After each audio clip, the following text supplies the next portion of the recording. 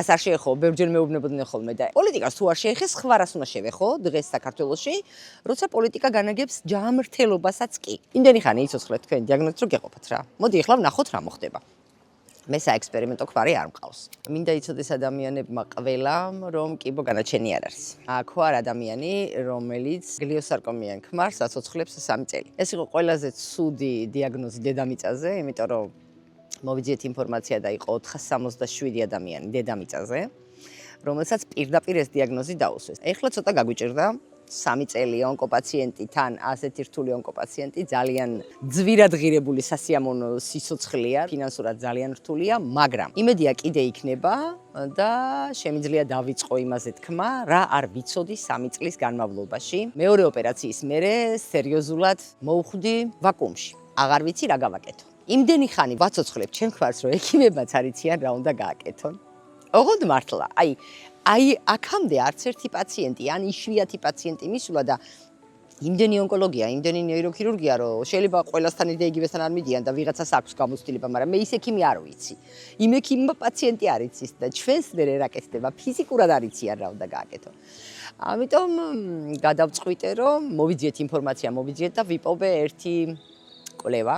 ამ აპარატის ფასის გავიგე და ღირს 20 მილიონი. 20 მილიონი, როცა ადამიანებს სეიფებში ოქროზოდები ულაგიათ, დოლარები ურაგიათ. ზოგიერთის თითო მანქანა ღირს მილიონები, როცა თითო საათი ღირს 10,000-ზე აღარ 100,000-ები. არ შეიძლება ცოტა ჭამონდა ცოტა ადამიანებსაც მიხედონ.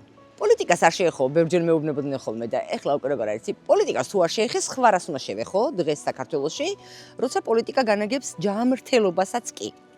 კვებასაც, სიცოცხლის წუთებს მითვლიან და სად არის ეს აპარატი?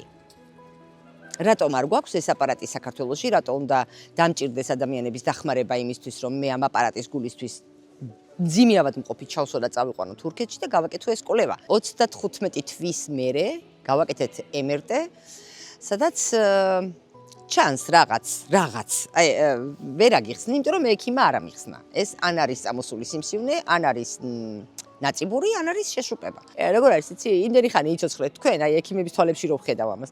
იმდენი ხანი იცოცხლეთ თქვენ დიაგნოზით რომ გეყოფათ რა. მოდი ახლა ვნახოთ რა მოხდება. მე საექსპერიმენტო ქმარი არ მყავს. მე ვარ ადამიანი და ჩემი ქმარი არის პაციენტი, 10,000-ობით ჩვენაირი დიაგნოზის მქონე ადამიანების იმედი. ამ იმედს ექიმის მოდი რა გავაკეთოთი ვერ მოვკლავ. ჩვენი წამალი უკვე მე-13 თვე არ ამეღია. მე მაქვს ტელეფონში უარის მოსვლის მესიჯები ჯანდაცვიდან, რომ ჩვენი წამალი ფიზიკურად აღარ არსებობს საქართველოში. პრობლემებია იმაზე, რომ ინდივიდუალურად არ განიხილება არც ერთი პაციენტი. მე რო ექიმიდან წამოვიდე ახლა და 2 თვე არ მივიდე, არც ერთი ექიმი არ დამირიკავს და არ მკითხავს. 2 თვე სად გაქრი, მოკვდი. ძალიან ბევრ ექიმს ყავს დღეში 60-70 პაციენტი. როგორ აგონიათ დღეში 70 პაციენტს რო ექიმი მიიღებს, რომელი მიახსოვს? მჭირდება საქართველოში იყოს ისეთი ჯანდაცვა, დიაგნოზის დასმიდან რომ მომხედავენ და არ დამითვლიან წუთებს, არ დამითვლიან თვეებს და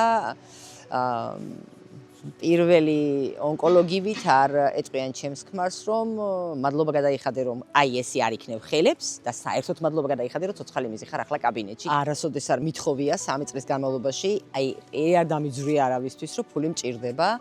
ხან სახლი შეიწირა ჩვენმა მკურნალობამ, ხან ვალებით, ხან ოქრო შეიწირა, მოკლედ თუ კი რამე გაგვაჩნდა ყველაფერი და არასოდეს არ მithქვას, რომ ფული მჭირდება. ეხლა ის მომენტია, როცა მჭირდება. ძალიან მცხვენია, როცა დახმარებას თხოვ ადამიანების კატეგორიას, რომლებსაც საარსებო მინიმუმამდე აქვს დაყვანილი საკუთარი შემოსავალი და გუშინ და გუშინ წინ რო ირიცხება 1 ლარი, რო ირიცხება 2 ლარი, 4 ლარი, მე ვკვდები. ყველას დიდი მადლობა. თუ კი ვინმეს ჩემთვის ერთი თეთრი გაუმეტებია, ეს არის ჩემი ქმრის სიცოცხლის გახანგრძლივების თანხა.